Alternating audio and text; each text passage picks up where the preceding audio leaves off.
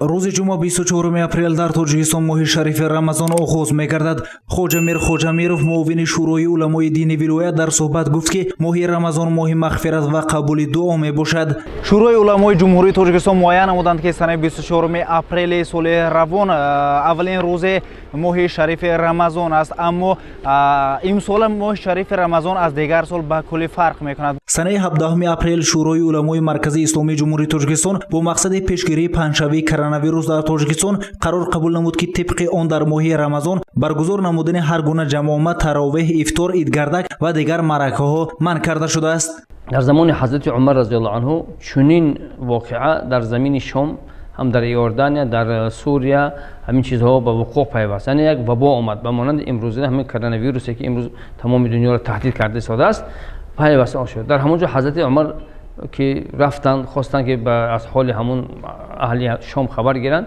لیکن خبر آمد که در همونجا یک کسری سیرت کننده است. حضرت عمر چیکار کردن؟ به همونجا نظر آمدن. یکی از صحابگان پرسیدن که چرا عمر از تقدیر خدا میگریزی؟ حضرت عمر چی گفتن؟ الفرار من قدر الله الی، از این تقدیر خدا به تقدیر میگذارم. در همین وقت صحابی جلیل عمرو ابن عاص گفتن که من از پیغمبر شنیده بودم. پیغمبر خدا گفتن که وقتی که چنین واقعه ها میشن شما خودداری کنید. در همین وقت در همون زمان عمرو ابن عاص گفته که صحابی جلیل وقتی که چنین واقعه پیدا شد صحابه ها رو چیکار کردن؟ از همدیگر جدا کردن، خانه به خانه، قشلاق به قشلاق جدا کردن. گفتن که یک سخنی خوب گفتن که این وبا به مانند یک آتش است. اگر شما در یک جور جمع آید شما به مانند هیزمی جمع کرده که همون آتش در میگیرید، به مانند همین است. طبق همین روایت های پیغمبر خدا و اصحاب رسول الله و آیات کریمه امروز چنین فتواها برآورده شده است که کسها البته از جاهای از نمازهای تراویح، یعنی ازدحام بسیار آمدن به مساجدها و این چنین در جمع آمدهای یعنی بسیار تشکیل کردن، طبق همین آیات و حدیث ها بنابر به فتوای شورای علمای دینی جمهوری هم متخصصان وزارت تندرستی این چیزها منع کرده شده است. یکم کاری میکرده که گفتن در چنین حالت مردم به تهلکه ناندازید، مردم به واهمه ناندازید. خداوند خودش یک بیماری را میتید با قادر است که خودش شفا دهد.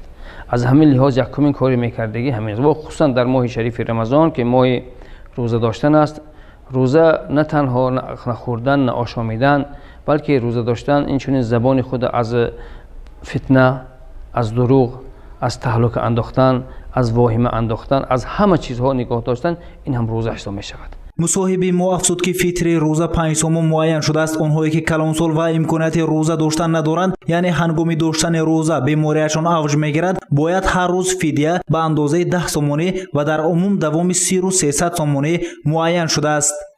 و چنین در مابین مردم یک گپ هست که در این وقتی که کسلی پهن است، بعضی کسا شاید که آب خورده ایستادن در کار میگن. الله سبحانه و تعالی در همون آیتی که روزه را فرموده است، فرض فرموده، در همون آیت شخصانی که روزه گرفتنشون درست نیست همونها را بیان میکنند. چی میگوید؟ فمن کان منکم مریضا او علی سفر فعده من ایام اخر. کسانی که بیمار هستند، البته بیمارانی که روزه داشته نمیتوانند، این برای همگان نیست که مثلا کرونا ویروس آمده است و در خانه نشینند و الحمدلله بدیار ما نیست گفته سری 30 دقیقه آب نوشنده در خانه ها شینند. این فتوای طبق اسلام نیست. در اسلام نیست. اسلام اگر روزه داشته نتواند، بیمار باشد، در سفر باشد، مسافری که طاقت روزه داشتن ندارد، البته به ویها خود شریعت اسلام اجازه داده است که چا کنند؟ افطار کنند. همچنین برای آنهایی که 21000 سومانی مبلغ دارند، از آن 525 سومانی زکات مقرر شده است. شورای علما به شهروندان مملکت توصیه داد که زکات، صدقه فطر و دیگر خیریه ها را به شخصان نیازمند، یتیمان، بهپرستاران و معیوبان داده شود. شخصان ثروتمند می توانند صدقه و زکات خود را برای پیشگیری بیماری سرایتی مذکور به صورت حساب خزینه مخصوص گذرانند. خواجه میر خواجه‌میرov معاون رئیس شورای علمای دینی ولایت درباره تقویم هایی که در بازارها به فروش برآمدند چنین ابراز عقیده نمود.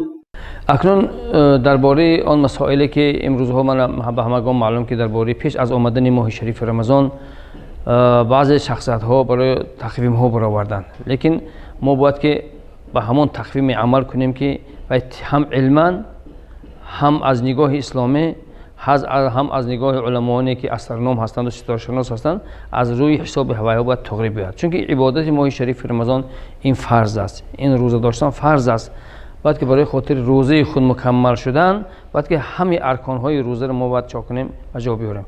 یکی از فرض‌های روزه این وقتشه. در وقتش باید که ما یعنی دهان خود بندیم، باید که در وقتش چا کنیم یعنی دهان خود کشیم. نماینده شورای علمای دینی ولایت گفت که امسال روز ماه شریف رمضان در تاجیکستان با دیگر دولت‌های اسلامی برابر آمده است. گفت که وقت دهان بندی در روز اول ماه شریف رمضان موافق به افق خوجند ساعت 3:46 دقیقه و وقت افطار باشد ساعت 19:20 دقیقه معین شده است. هر روز 1 منوت زیاد می شود. امروز اگر روز جمعه ما ساعت 19:20 دقیقه اگر دهان کشیم، روز شنبه 19:21، روز یک شنبه 19:22. همین طریقه یک دقیقه آخران ماه شریف رمضان که روز یعنی 23 ماه مای هست، ما در همون روز آخرانی که ما افطار میکنیم دهان میکشویم، این ساعت 8 کم 8 باید که ما با همین تقویم رعایت کنیم. سال روان دوامناکی ماه شریف رمضان 3 روز معین گردیده آن 23 مای به انجام میرسد. همین طریق 24 مای در مملکت عید رمضان تجلیل میگردد. گزارش سید مختار سیدانور، ابویب نصیب جان و محمد صابر نوروف برای برنامه اطلاعاتی خبر.